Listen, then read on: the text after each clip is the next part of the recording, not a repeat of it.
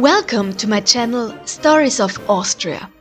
Today I'm taking you on a journey through the history of Vienna, from the Roman military camp to the modern capital of Austria, for anyone who needs an overview for their trip to Vienna or for those who simply want to learn about the city's history.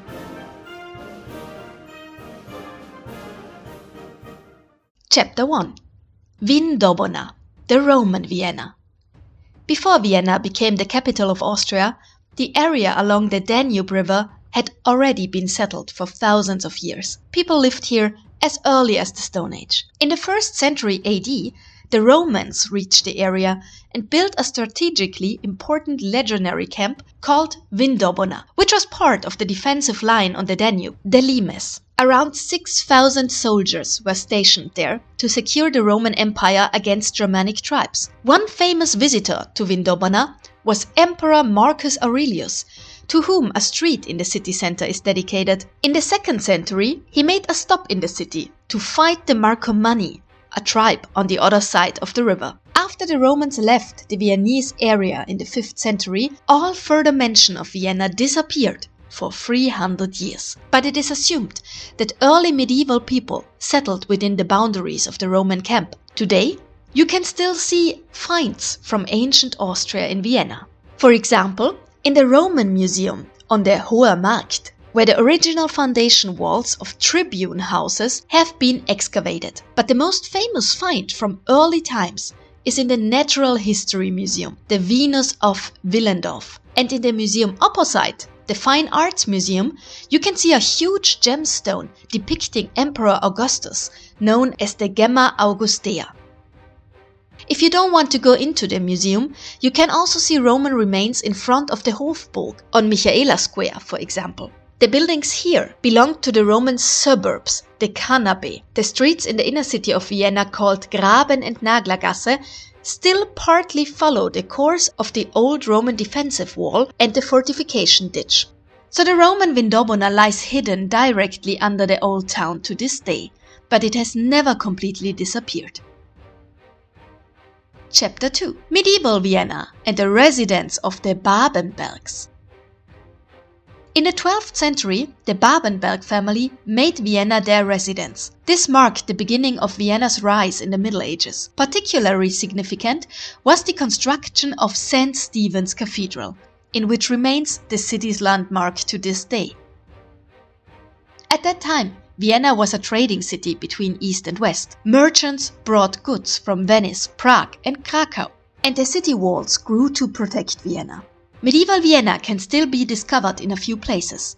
Of course at St. Stephen's Cathedral, but also at Ruprecht's Church, Vienna's oldest church in terms of its structure. It is located in the former Salt Quarter next to the Danube Canal. Or you can take a look at the Platz am Hof, translated Square at the Court, although only the name reminds us of the former residence, the court of the Babenberger family. If you know where to go, you can still discover the character of medieval Vienna, between narrow streets and stones, witnesses of the past.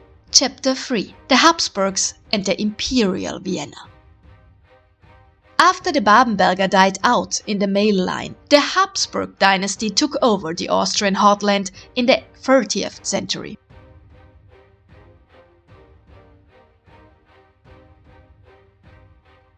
They resided in Vienna and expanded the Hofburg Palace. The first complex of the Hofburg in the 30th century was a real knight's castle, which is where the name Hofburg, knight's castle, comes from. Today, the so-called Swiss wing, one of the oldest parts of the Hofburg, named after the Swiss guards formerly stationed at the gate, still remains. In addition, in the 40th century and later, the Habsburg wedding church, the Augustinian church, was built in the Hofburg. Not only did all members of the dynasty marry here, but the hearts of 55 members of the Habsburg family are also buried here in the Heart Crypt. Renaissance, 16th century. Under Emperor Ferdinand I happened extensions in the Renaissance style. The court chapel was built, which is still one of the concert venues of the Vienna Boys Choir today. And the Stallburg was constructed. To this day, the Lipizzan horses are housed there. During the Baroque period in the 17th and the 18th centuries, the Hofburg underwent major expansions under Emperor Leopold I and Charles VI. The Leopoldine wing was built, which is now the seat of the federal president of Austria. The winter riding hall was built and the Redutensäle, the dance hall, was erected. Major changes in the 19th century. Emperor Franz I had the Hofburg redesigned, partly because of the Congress of Vienna, which took place here. The Hofburg was expanded for representative court balls and receptions. For example, the ceremonial hall wing was added, which is also known as the nose of the Hofburg Palace, because it protrudes between the other wings. Under Emperor Franz Joseph I, huge expansions took place. The monumental entrance wing on the Michaela Square was built, as well as the new castle on Hero Square, where equestrian statues of Prince Eugene of Savoy and Archduke Charles can be seen. The new castle wing was actually supposed to be part of an even larger imperial complex, but this was never completed. Franz Joseph and his wife Elizabeth, nicknamed Sissi, lived instead in the imperial chancellery wing and the Amalia wing, which can still be visited today. Just take a look at the Imperial Apartments or the Sissi Museum. Today, the Hofburg is owned by the Republic of Austria and houses, for example, the Office of the Federal President, important museums such as the World Museum or the Treasury, the Spanish Riding School and the Austrian National Library. But here are also private apartments in the Hofburg. Would you like to live in this complex? Write it down in the comments. Chapter 4. The Ottoman Sieges. Vienna as a bulwark against the Ottomans. In the 16th and the 17th century, Vienna experienced dramatic sieges by the Ottomans, which are still anchored in the collective memory today. In 1683, the troops stood at the gates of the city, while the Viennese were only able to defend themselves with great difficulty in the year 1529. Now, at the second siege in 1683, with Polish help, they succeeded in pushing back the Ottoman army with the troops from the Holy Roman Empire. Austria's largest bell, the Pommerin, was cast from the abandoned Ottoman cannons. The current form of this bell can be viewed in the north tower of St. Stephen's Cathedral. In addition, numerous reminders of these sieges are still visible in the cityscape. For example, there are still cannonballs here and there. If you drive up to the Kahlenberg, from where the Polish king Jan Sobieski led the attack in 1683 against the Ottomans, you will arrive at a popular viewpoint with a monument. But Vienna was not only defended at that time, but also culturally influenced. To this day, the legend persists that Viennese coffeehouse culture originated during this period, where abandoned Ottoman coffee beans in sacks were found. Chapter 5. Baroque Vienna. The splendor of Vienna is still evident today in the pompous buildings of the 17th and the 18th centuries. For example, the Plague Column in the city center was erected to thank God that the Great Plague of 1679 was over, and the Charles Church on Charles Square was built a few years later. Emperor Charles VI not only had this church built, but also the State Hall, one of the most beautiful libraries in Austria, and the Winter Riding Hall, where you can now see performances by the Spanish Riding School. I have a special movie recommendation for you on this subject. The Miracle of the White Stallions, a Disney production from the 1960s that shows what happened to the Lipizan stallions during World War II.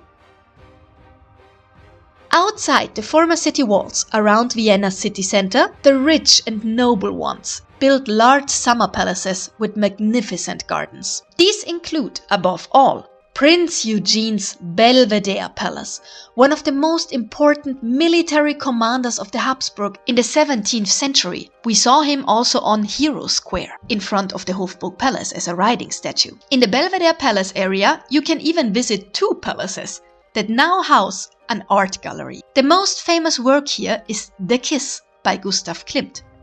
But the Habsburgs' favorite holiday residence was Schönbrunn Palace, in what is now in Vienna's 13th district. Built at the end of the 17th century, it was expanded by Maria Theresia. The magnificent interior and the beautiful gardens with its many fountains are still impressive today. The Tiergarten Schönbrunn, the zoo, founded by Maria Theresia's husband Francis Stephen, is the oldest still existing zoo in the world. The late 18th century was the age of the Enlightenment. Maria Theresia and her son Joseph II reformed Austria during this era, introduced cadastral service, house numbers, and compulsory education, abolished the death penalty and torture, and reformed the healthcare system. In Vienna city center, you find Maria Theresian Square and Joseph Square, each of which features gigantic statues of the two rulers of Austria. Joseph II let build the General Hospital in Vienna and the Josephinum,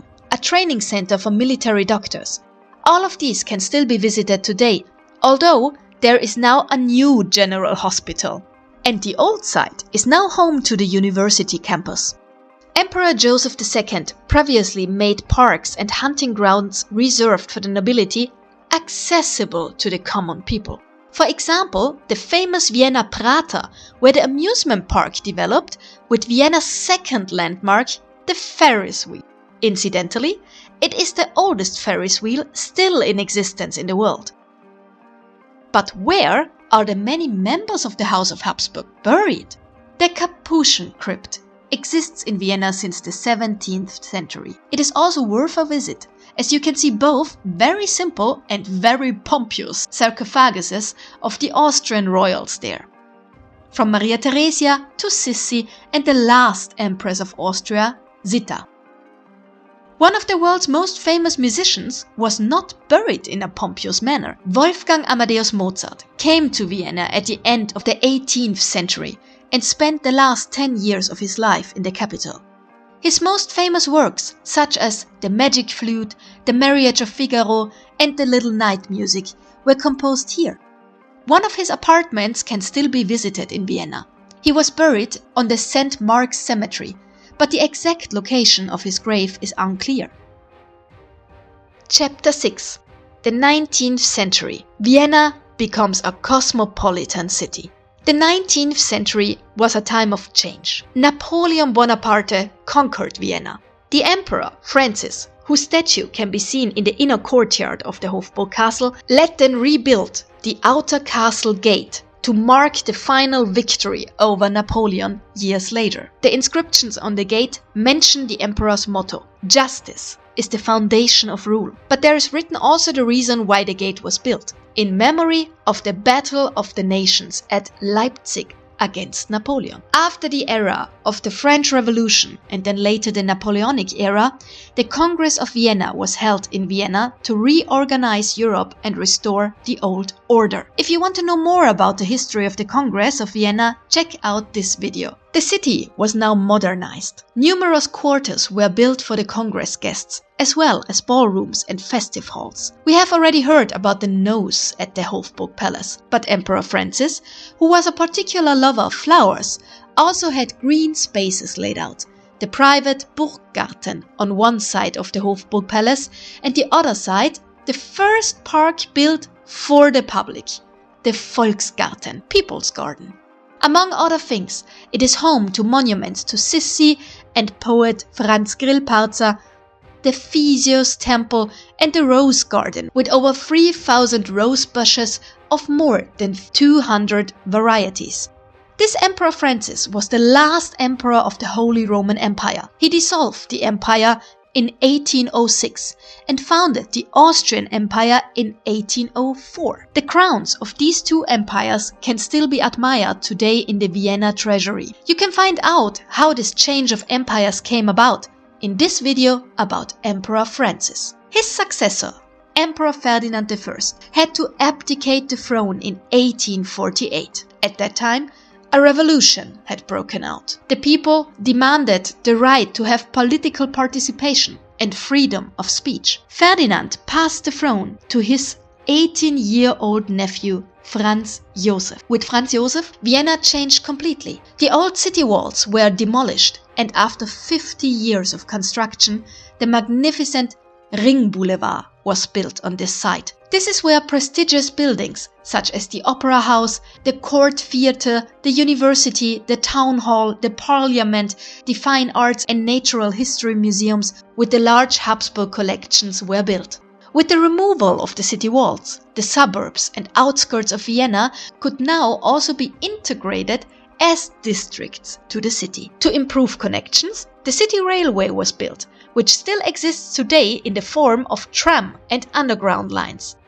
Emperor Franz Joseph had 2 large water pipes built, which still supply Vienna with alpine spring water today, and he let regulate the Danube River to avert the danger of flooding. But Vienna was also capital of music in that time. Composers such as Beethoven, Schubert, Brahms and Strauss lived and worked here. We can still experience this musical afterlife today in various places in Vienna. For example, in the Musikverein, where the famous New Year's concert takes place, and in the Vienna State Opera, one of the world's leading opera stages, and the location for the famous Vienna Opera Ball. And there is also the House of Music, an interactive museum that brings Vienna's musical history to life. But of course, you can also visit the various musicians' apartments of Mozart, Beethoven, Schubert, Strauss and others. As Vienna grew so rapidly during this period, a larger cemetery was needed, the Vienna Central Cemetery, which is now the most famous cemetery in Austria because of the many famous people which are buried here. Beethoven, Schubert, Strauss, Falco, Udo Jürgens and many more. It's worth a visit, but you have to take tram line 71 to the city limits in the 11th district of Vienna. This is where a Viennese expression for dying comes from. He took the 71, means he's dead. Vienna in the 20th century. Rise, crisis and new beginnings.